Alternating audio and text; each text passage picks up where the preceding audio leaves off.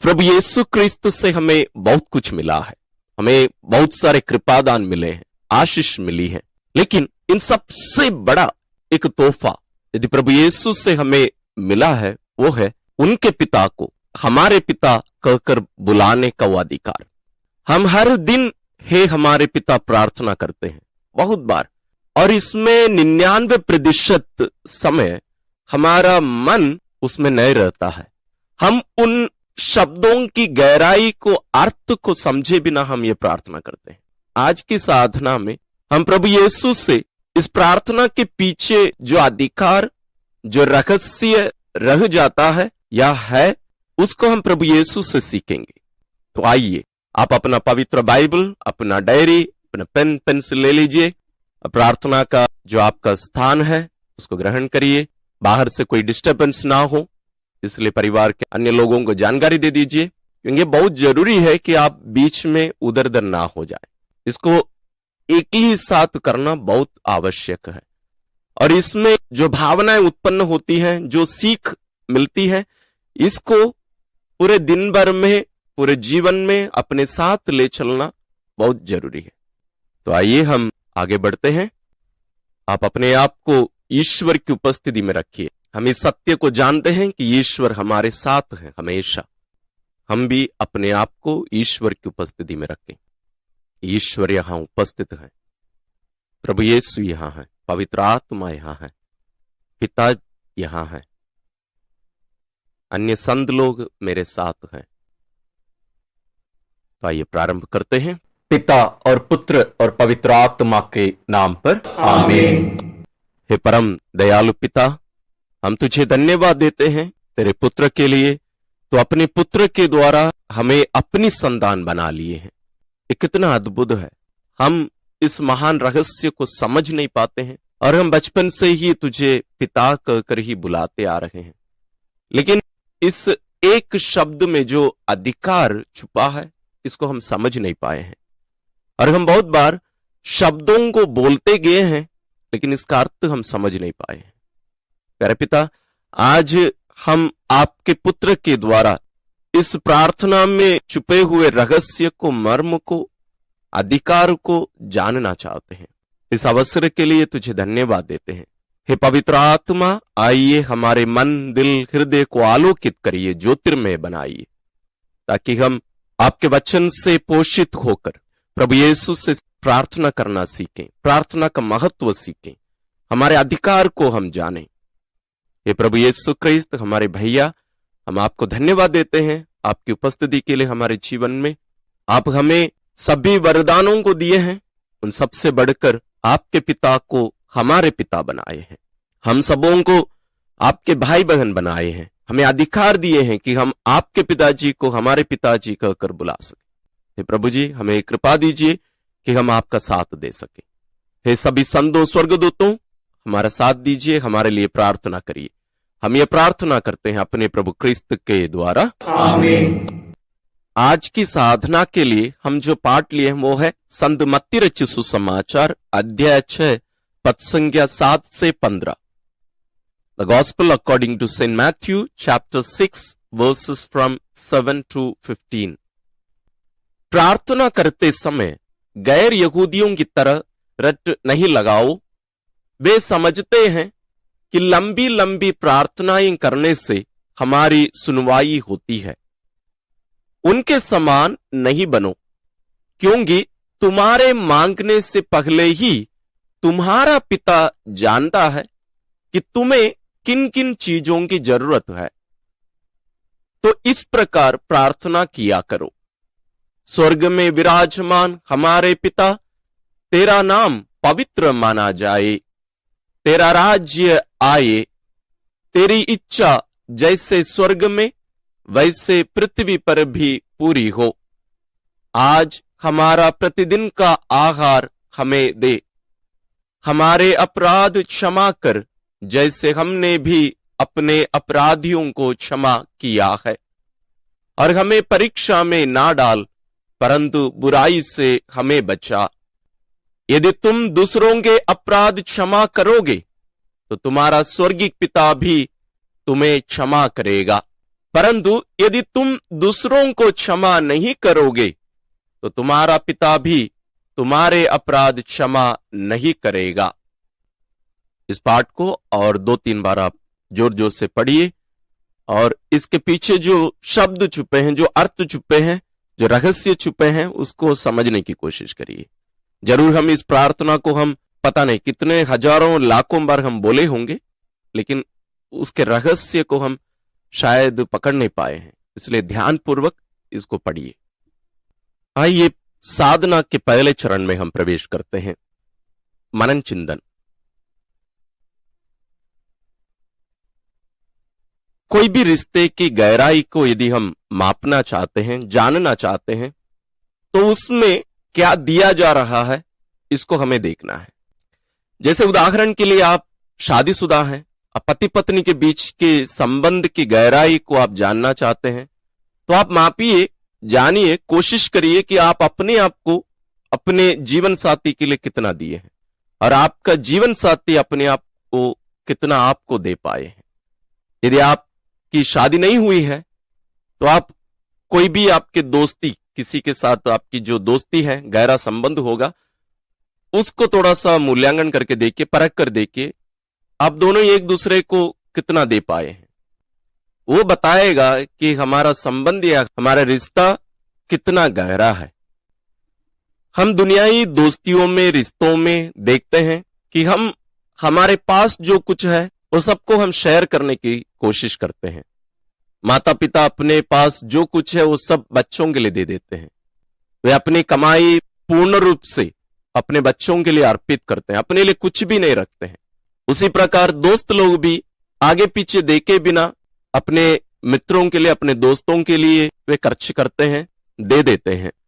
लेकिन बहुत कम ऐसे संबंध हैं या रिश्ते हैं जहां हम जो हैं, ना केवल हमारे पास जो है, बल्कि हम जो है उसको हम देते हैं। इस दुनियाई संबंधों में जैसी मां का रिश्ता सबसे गहरा समझा जाता है, क्योंकि मां अपने शरीर से हमें जीवन देती, अपने शरीर से हमें पोषित करती और जन्म देते समय एक प्रकार से मृत्यु के अंदर से होकर वो गुजर कर बाहर आती है। एक महान कार्य है, इसको हम कभी समझ नहीं पाएंगे, लेकिन इससे भी बढ़कर ईश्वर का प्रेम है। आज जो वचन हम सुने और हमारी साधना के लिए लिए हैं, इस प्रार्थना को हम जीवन में बहुत बार बोले हैं, पता नहीं मैं कितने लाखों बार बोला होगा, लेकिन बहुत बार हम इसमें जो अधिकार छुपा हुआ है, जो रहस्य छुपा है, इसको हम समझे नहीं है। पवित्र बाइबल हम पढ़ते हैं जहां प्रभु यीशु, पिता ईश्वर, पवित्र आत्मा, स्वयं पुत्र ईश्वर के बारे में, स्वर्गीय जीवन के बारे में बहुत सारी बातों को हम पर प्रकट किए हैं। बहुत सारी बातों को हमें बताए हैं, रहस्य प्रकट करना, और उन रहस्यों के द्वारा उनमें प्रवेश करने, उसमें सहभागी होने का भी रास्ता हमें बताए हैं।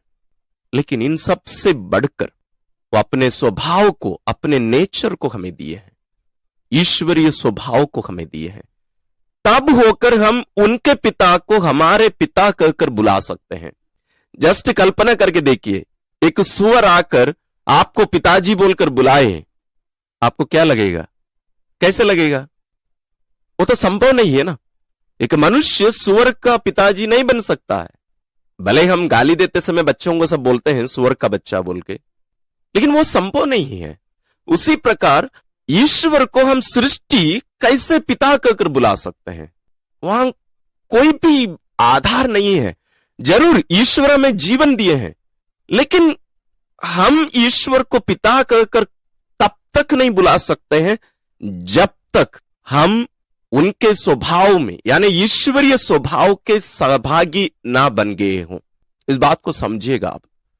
यदि आप स्वभाव क्या होता है इसको नहीं समझ पाए हैं, इसके पहले हम बहुत सारे वीडियोस बनाए हैं प्रभु यीशु के शरीर धारण पर, पवित्र यूकरिस्त पर। अब जरूर उन वीडियोस को देखिए। इस शब्द को समझना बहुत जरूरी है। स्वभाव, ये हम जो बोलते हैं स्वभाव वो नहीं है। ये फिलॉसफी में, दर्शन शास्त्र में प्रयोग किए जाने वाला एक शब्द है स्वभाव, नेचर। ये हमारा सामान्य रूप से हम जो प्रयोग करते हैं नेचर, वो नहीं है। तो प्रभु यीशु जो स्वयं ईश्वर है हमारे बीच में हमारे समान हमारे मानव स्वभाव को अपनाकर हमारे बीच में जन्मे, हमारे समान रहे, हर चीज में हर बात पर हमारे समान रहे। वह है स्वभाव को अपनाना। वे पूर्ण रूप से हमारे समान बन गए, हमारे स्वभाव को अपनाए, मरणशील शरीर मरणशील मानव स्वभाव को अपनाए, पूर्ण रूप से हमारे समान रहे। उसी प्रकार हम सबों को ईश्वरीय स्वभाव को धारण करना है। ये हम अपने से नहीं कर सकते हैं, ईश्वर स्वयं हमें ये देते हैं पवित्र संस्कारों के द्वारा। इसलिए मैंने कहा जब तक हम उस स्वभाव को अपनाते नहीं हैं या उस स्वभाव के सहभागी नहीं हो पाते हैं, तब तक हम प्रभु यीशु के पिताजी को मेरे पिता कहकर या हमारे पिता कहकर बुला नहीं सकते हैं। जस्ट सोच कर देखिए, ये कितना महान रहस्य, कितना महान कृपा है, कितना महान वरदान है। हम ईश्वर को, इस सारे ब्रह्मांड को रचने वाले उस व्यक्ति को पिता कहकर बुला सकते हैं। पिता जो ना केवल हमें जन्म दिया है, हम जिसके स्वभाव के सहभागी हैं, हम उनके स्वभाव के सहभागी हैं, हम उनके ईश्वरीय जीवन के सहभागी हैं, हम उनकी ईश्वरीयता के सहभागी हैं। मुझे नहीं लगता हम इस बात को पूर्ण रूप से अभी समझ पा रहे हैं, अन्यथा अपने हमारे शरीर के बाल सब पूरा रोंगड़े पूरा कड़े हो जाएंगे। हम स्वर्ग राज्य के सभी सदस्य केवल नहीं बने हैं, हम ईश्वर के घराने के सदस्य बने हैं। हम ईश्वरीय परिवार में केवल 3 व्यक्ति हैं स्वाभाविक रूप से। कौन कौन है? पिता और पुत्र और पवित्र आत्मा। हम सभी उस ईश्वरीय परिवार के सदस्य बनाए जा चुके हैं बपतिस्मा संस्कार के द्वारा। हमारे शरीर में अभी प्रभु यीशु का खून दौड़ रहा है, हमारे माता पिता का खून केवल नहीं, प्रभु यीशु का लहू। इसलिए पवित्र यूकरिस्तीय संस्कार सभी संस्कारों का संस्कार कहा जाता है। उसी के द्वारा हमें जीवन मिलता है। इन सब के बारे में हम बहुत बार मनन किए हैं। हमारे चैनल में आपके लिए वीडियोस ऐसे बर्फ पड़े हैं, आप उनको देखिए, सीखिए। इब्रानियों के नाम पत्र अध्याय 2 यदि हम पढ़ें तो वहां हमें ये बात स्पष्ट समझ में आएगा। वहां बता दिया जाता है कि एक परिवार के सभी लोगों का रक्त मांस एक ही होता है, जिसको हम डीएनए बोलते हैं। इसलिए हम सबों को अपने भाई बहन बनाने के लिए प्रभु यीशु स्वयं पहले हमारे डीएनए को अपनाए, यानी मानव डीएनए को। वे हमारे डीएनए को अपनाए, लेकिन उसके द्वारा अपना डीएनए यानी ईश्वरीय स्वभाव को, ईश्वरीय जीवन को हमें दे रहे हैं, अपने शरीर और रक्त को हमें दे रहे हैं। कितना महान रहस्य है। वो अपना पूरा अधिकार हमें दे चुके हैं, पूरा अधिकार। क्या हम जब प्रार्थना के लिए जाते हैं, आज भी हम उपस्थित हैं, इस अधिकार के साथ जाते हैं? जब आप ईश्वर से प्रार्थना करते हैं, क्या इस अधिकार के साथ हम प्रार्थना करते हैं? बहुत कम, बहुत कम। हम भिखारियों के समान जाते हैं। स्वर्ग में हमारे लिए अपने अपने कमरे हैं। प्रभु यीशु ने कहा है, मैं तुम्हारे लिए वहां जाकर जगह का प्रबंध करने के बाद आकर तुम्हें ले जाऊंगा अपने साथ। हमारे परिवार में पिता ईश्वर हम सबों के लिए एक एक नौकर को दिए हैं। नौकर आज भी है आपके साथ। कौन है वो? हमारे रखवाले दूत, गार्डियन एंजल। हमारी सुरक्षा के लिए गार्डियन भेजे हैं हमारे पिताजी, बॉडीगार्ड। ये दुनिया के बॉडीगार्ड सब ऐसे छोड़ के भाग जाते हैं या मर भी जाएं, अपने आप को कुर्बान कर दे, लेकिन हमारे साथ में भी एक बॉडीगार्ड है। हर व्यक्ति के साथ है बॉडीगार्ड। लेकिन दुख की बात यह है कि हम ना तो उन्हें पहचानते हैं, ना उन्हें वो अधिकार हम देते हैं। हम उन्हें चुप करा देते हैं, हमने जगह दी ही नहीं है। और हमारे आगमन के लिए हमारे परिवार के यानी ईश्वरीय परिवार के लोग, संत लोग सब इंतजार कर रहे हैं। कितना अद्भुत रहस्य है ये। पिता ईश्वर, पुत्र ईश्वर, प्रभु यीशु, पवित्र आत्मा, मां मरियम, संत योसेफ, सभी संत लोग, सभी स्वर्ग के स्वर्गदूत लोग सब इंतजार कर रहे हैं आपके लिए और मेरे लिए कि हम सभी स्वर्ग पहुंचेंगे। यही है नए विधान का जो सार है, सार संदेश जो है यही है। हम बपतिस्मा संस्कार के द्वारा प्रभु यीशु के साथ कलम लगा दिए गए हैं और इस संस्कार के द्वारा हम ईश्वरीय परिवार के सदस्य बनाए गए हैं और वहां उस परिवार के सदस्य होने के कारण हम प्रभु यीशु के पिताजी को हमारे पिता कहकर बुला सकते हैं। मैं एक छोटी सी टिप्पणी करना चाहूंगा। बहुत बार हम माता पिता बच्चों को प्रभु यीशु का फोटो या चित्र दिखाकर बोलते हैं यीशु पापा। वो कितना गलत हो सकता है आपको मालूम है? यीशु पापा नहीं है, यीशु के पापा हमारे पापा हैं। नहीं है तो ये हमारे पिता प्रार्थना को हमें बदलना पड़ेगा।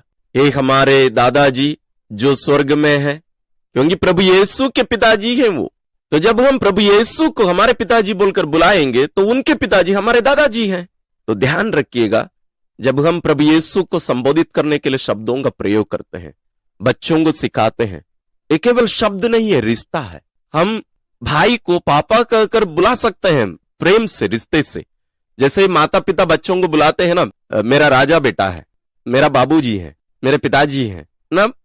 पापा लोग अपने बच्चों को, अपने बेटे को प्यार से पिताजी बोलकर भी बुलाते हैं, वो प्यार से है, लेकिन संबंध से नहीं है। वो रिश्ते में वैसे नहीं आ सकता है। इसलिए इस बात को ध्यान में रखें हम। तो आइए इस महान रहस्य को हम अपने हृदय में संजोए रखें, इस पर हम थोड़ा सा मनन करें। इस अधिकार को और जो महान वरदान ईश्वर हमें दिए हैं, इसको हम थोड़ा सा अपने अंदर और गहरे रूप में जाने दें। थोड़ा समय लीजिएगा। इसके साथ हम साधना के दूसरे चरण में प्रवेश करते हैं, प्रति उत्तर। हे प्रभु यीशु ख्रिस्त, हमारे बड़े भैया, प्रार्थना के वरदान के लिए तुझे धन्यवाद देते हैं।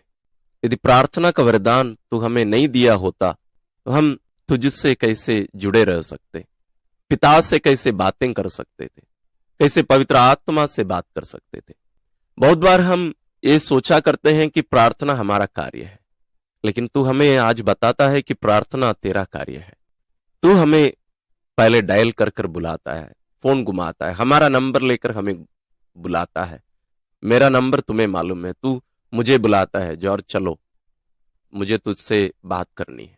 प्रार्थना के वरदान के द्वारा है प्रभु, तू मुझे ये वरदान दिया है कि जब कभी मैं चाहूं तुझसे जुड़ सकता हूं, बात कर सकता हूं। कोई समय सीमा नहीं। इस दुनिया में थोड़ा सा बड़े नेता हैं तो भी हमें उनसे अपॉइंटमेंट लेना पड़ता है, डॉक्टर से मिलने के लिए अपॉइंटमेंट लेना पड़ता है, नेताओं से मिलने के लिए अपॉइंटमेंट लेना पड़ता है, हमारे धर्म अधिकारियों से मिलने के लिए अपॉइंटमेंट लेना पड़ता है। लेकिन तू हमारा ईश्वर, तुझसे मिलने के लिए कोई अपॉइंटमेंट की जरूरत नहीं। तेरा नाम लेते ही हम तुझसे जुड़ सकते हैं, क्योंकि तू हमेशा कॉल पर रहता है, तू हमेशा कॉल कर रहा है। केवल हम जब प्रार्थना में तुझे याद करते हैं, हम कॉल रिसीव कर रहे हैं। वास्तव में हम डायल नहीं कर रहे हैं, हम रिसीव कर रहे हैं, क्योंकि तू हमेशा 24 घंटा डायल करते रहता है हमारे नाम पे फोन। हमारे नाम पर तुम्हारा फोन हमेशा चालू है, 24 घंटा चालू है। तू चाहता है कि हम दिन में बारंबार ये फोन उठाकर तुम्हें हेलो बोले, तुझसे बातें करें, अपने जीवन के हर सुख दुख को तेरे साथ बांटें। जरूर तू जानता है, आज की प्रार्थना में भी, इस वचन में भी तूने बताया है कि पिता ईश्वर सब कुछ जानते हैं। तुझसे कोई भी बात छुपी नहीं है मेरे जीवन की, लेकिन फिर भी तू चाहता है कि मैं तेरे पास आकर मेरी चिंताओं को शेयर करूं, मेरे दिल की बातों को शेयर करूं। ये कितना अद्भुत कार्य है। मेरे जीवन में जो प्रार्थना का वरदान तू दिए हो, इसके लिए तुझे मैं दिल की गहराई से धन्यवाद देता हूं। और बहुत सारे संतों की प्रार्थनाओं को भी दी है तूने, उनके द्वारा गहरे रूप में प्रार्थना करने के लिए मुझे सीख मिलती है, शिक्षा मिलती है। उन लोग कैसे तेरे संपर्क में रहे, तेरे साथ जुड़े रहे, कैसे निरंतर प्रार्थना करते रहना चाहिए, वो सब उन लोग हमें सिखाए हैं। उनकी जीवनी में, उनकी प्रार्थना में, जीवन के द्वारा हम भी सीखते हैं। मैं आज से जब भी प्रार्थना में आऊंगा, इन सभी प्रार्थनाओं का और भी गहरे रूप से मैं करना चाहूंगा, और मैं प्रार्थना में तुझे खोजना चाहूंगा और तुझे पाना चाहूंगा। हाँ, केवल जस्ट वहां बैठकर प्रार्थना का समय वैसे जाने या खत्म होने देने का। प्रभु, मेरे हृदय को तेरे लिए अभिमुख कर, तेरी ओर उठा।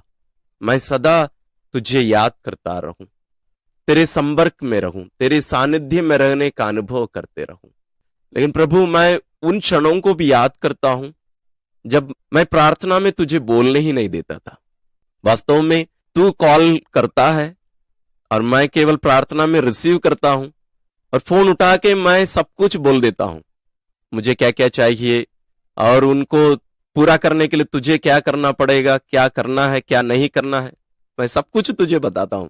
अभी मैं सोचता हूं तो मुझे हंसी आता है, क्योंकि तू सब कुछ जानता है और मैं सब कुछ तुझे बताता हूं और तुझे यह भी बताता हूं कि तुम्हें क्या करना है। मानो तुम्हें पता नहीं है कि क्या करना है और उनको कैसे करना चाहिए वो भी मैं तुम्हें बताता हूं। लेकिन एक तरफ मुझे बहुत दुख हो रहा है प्रभु, मैं तुम्हें मेरे जीवन में इतना छोटा जगह दिया हूं, तुझे मैं कभी पहचान नहीं पाया, तेरे प्रेम को पहचान नहीं पाया, जो इतना बड़ा अधिकार तू मुझे दे दिया है, इतना महान वरदान को तू मुझे दिया है कि तेरे साथ मिलकर मैं तेरे पिता को मेरा पिता कहकर बुला सकूं। तेरे ईश्वरीय स्वभाव को तू मुझे दिया है। हम निरे मनुष्य तेरे पिता को, ईश्वर को पिताजी कहकर बुला सकते हैं। इससे बड़ा वरदान और क्या हो सकता है। लेकिन बहुत बार उस शब्द के रहस्य को, गहराई को, अधिकार को जाने बिना इस प्रार्थना को मैं बहुत बार किया हूं, शायद हर बार वैसे ही किया हूं। मेरे अंदर वो प्रेम की भावना नहीं आई, वो अधिकार का महसूस या अनुभव मैं किया नहीं। मैं उन सभी क्षणों के लिए प्यारे पिता तुझसे भी माफी मांगता हूं। प्रभु यीशु तुझसे भी माफी मांगता हूं। प्रिय भाई और बहनों, इस महान रहस्य को अपने हृदय में और भी थोड़ा सा गहरे रूप से जाने दीजिए और आप अपने ही भावनाओं को, अपनी बातों को प्रभु पर प्रकट करिए अपने शब्दों द्वारा, और जरूर अपने डायरी में इन बातों को लिखना मत भूलिएगा। प्रत्युत्तर के बाद हम तीसरे चरण में प्रवेश करते हैं। आइए इन भावनाओं को हम ईश्वर पर प्रकट करें। हे प्रभु यीशु, प्रार्थना के महान वरदान के लिए तुझे धन्यवाद और क्षमा के महान वरदान के लिए धन्यवाद कि हम एक दूसरे को क्षमा कर सके। ये कृपा वरदान तू हमें दिया है। ना केवल तुझसे हम क्षमा प्राप्त कर सकते हैं, बल्कि एक दूसरे को क्षमा कर सकते हैं और पुनः हम एक दूसरे के साथ मेल मिलाप के साथ रह सकते हैं। मैं कल्पना नहीं कर पा रहा हूं कि यदि ये क्षमा का वरदान हमें नहीं मिला होता तो हमारे संबंध कब से खत्म होकर हमारे परिवार खत्म हुए होते। हम एक दूसरे के विरुद्ध इतना बड़े बड़े पाप करते हैं, लेकिन तू हमें क्षमा करने का, क्षमा मांगने का वरदान दिया है और तू भी हमारे पापों की क्षमा करता है।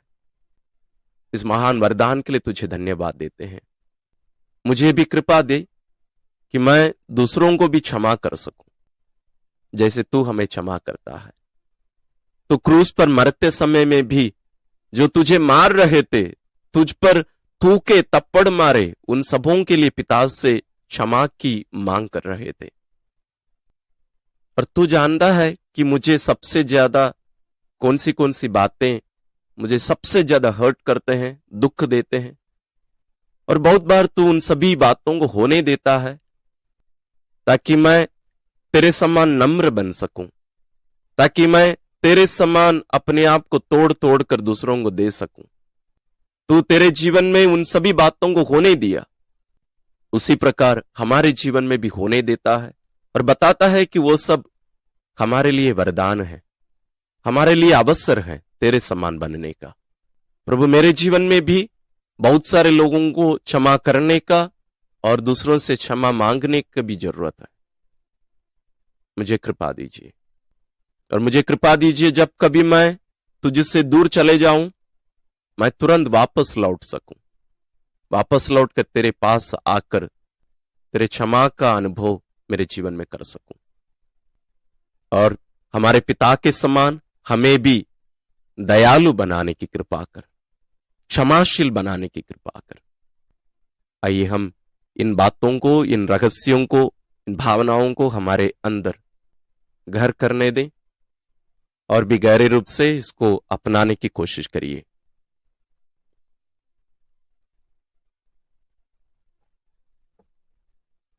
हम साधना के चौथे चरण में प्रवेश करते हैं।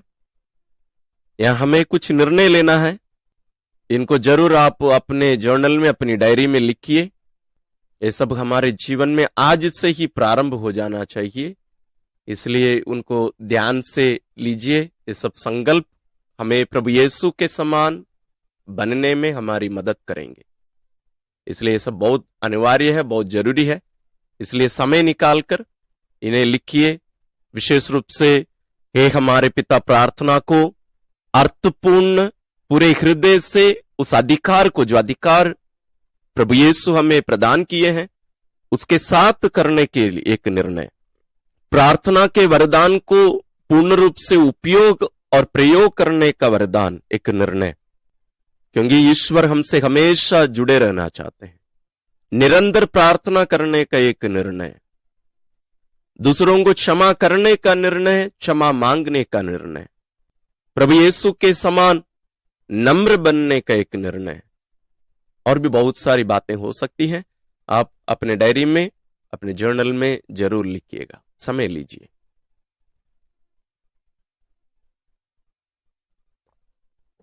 आइए हम समापन प्रार्थना करेंगे। हम प्रार्थना करें। हे परम दयालु पिता, तेरे पुत्र के लिए हम तुझे धन्यवाद देते हैं, जिनके द्वारा हम सबों को अपनी संतान बना लिए हैं आप। हम मनुष्य कभी भी इस रहस्य को, इस महान वरदान को समझ नहीं पाते हैं कि तेरी संतान होने का अर्थ क्या होता है। हम प्रार्थना के वरदान के लिए तुझे धन्यवाद देते हैं कि हम निरे मनुष्य जब चाहे हम तुझसे जुड़ सकते हैं प्रार्थना के द्वारा। हम तुझे धन्यवाद देते हैं। तो हमें रोक कर नहीं रखता है कि अब मैं तुझसे बात नहीं कर सकता, तो हमेशा तत्पर रहता है। लेकिन हम मनुष्य ही तेरे पास आने से इनकार करते हैं। हम उन सभी क्षणों के लिए तुझसे माफी मांगते हैं जब हम प्रार्थना में आकर तुझे समझाने लग जाते हैं। बहुत बार, शायद हर बार प्रार्थना में मैं आकर तुझे समझाया हूं, तुझे बताया हूं कि मेरे जीवन में किन किन चीजों की जरूरत है और उनको पूरा करने के लिए तुझे क्या करना चाहिए। मुझे कृपा दीजिए कि मैं इस संबंध को पूर्ण रूप से समझकर, समझदारी के साथ मैं प्रार्थना कर सकूं।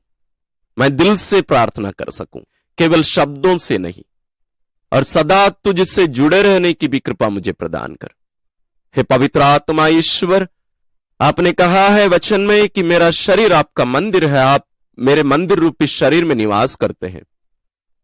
मुझे कृपा दीजिए कि मैं आपकी आवाज सुन सकूं, क्योंकि आप मुझ में रहकर प्रार्थना करते रहते हैं। मुझे कृपा दीजिए कि मैं आपका साथ दे सकूं। हे प्रभु यीशु क्रिस्त, हमारे बड़े भैया, हम तुझे धन्यवाद देते हैं इस महान वरदान के लिए कि आप हमें आपके पिताजी को हमारे पिताजी बुलाने का केवल नहीं, अधिकार जताने का अधिकार दिए हैं। हम तुझे धन्यवाद देते हैं। हमें कृपा दीजिए कि हम सचमुच आपके भाई बहन के रूप में इस दुनिया में जी सके। हम आपकी उपस्थिति बनकर आपके मिशन कार्य को जारी रख सके और अन्य भाई बहनों को भी हम हमारे पिताजी के पास, आपके पिताजी के पास लाने के लिए, कार्य करने के लिए अपने आप को अर्पित करने की कृपा हमें दीजिए। और आपके समान हमारे विरोधियों को, हमारे विरुद्ध षड्यंत्र रचने वालों के लिए प्रार्थना करने और उन्हें क्षमा करने की शक्ति सामर्थ्य हमें प्रदान कर। सभी संतों, स्वर्गदूतों, हमारे लिए प्रार्थना करिए कि हम भी आप लोगों के समान स्वर्ग पहुंच सके। हम ये प्रार्थना करते हैं अपने प्रभु क्रिस्त के द्वारा, आमीन। प्रिय भाइयों और बहनों, इस महान रहस्य को हम अपने जीवन में मनाएं, आनंदित हों और ईश्वर से सदा जुड़े रहने और प्रार्थना के महत्व को समझने और इसका प्रयोग करने के लिए हम कोशिश करें, दूसरों को भी प्रेरित करें। और इन वचनों को यदि आपको अच्छा लग रहा है, दूसरों के साथ जरूर शेयर करिए और कमेंट्स जरूर डालिए। आप भूलिए मत, क्योंकि आपका कमेंट्स और 2-3 लोगों के पास इस वीडियो को ले जा सकता है। आपका लाइक इसको और भी कुछ लोगों के साथ ले जा सकता है, इसलिए इसको करना मत भूलिए। ईश्वर आप सबों को विशेष आशीष और अनुग्रह प्रदान करे। प्रभु